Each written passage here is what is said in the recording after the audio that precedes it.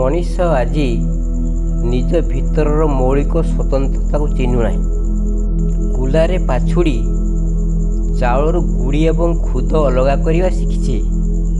ଛାଞ୍ଚୁଣିରେ ଓଳେଇ ଘରକୁ ସଫା କରିବା ଶିଖିଛି।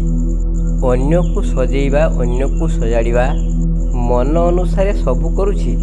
କ୍ଷଣେ ଏକାନ୍ତରେ ବସି ନିଜ ଆଡ଼କୁ ଦୃଷ୍ଟି ଦେଇପାରୁନାହିଁ। ପାର୍ଥିବ ଆନନ୍ଦ ସଂସାରରେ କିଣି କିଣି ରୋଗ ଶୋକ ଦୁଃଖ ଯନ୍ତ୍ରଣା ଭୋଗ କରି କରି ତାର ଦିନ ସରିଯାଉଛି। ସ୍ୱୟଂକୁ ଚିହ୍ନି ପାରୁନାହିଁ। ଦିବ୍ୟ ଗୁଣଗୁଡ଼ିକର କୋହିନୂର ଗୁଡ଼ିକ ନିଜ ଭିତରୁ ସାଉଁଟି ପାରୁନାହିଁ। ସୂର୍ଯ୍ୟାଲୋକରେ ରହିଛି, ଦିନରେ ଲଣ୍ଠନ ଧରି ବୁଲୁଛି, ହେଲେ ପ୍ରକୃତ ସୁଖ କ'ଣ ଜାଣିପାରୁନାହିଁ।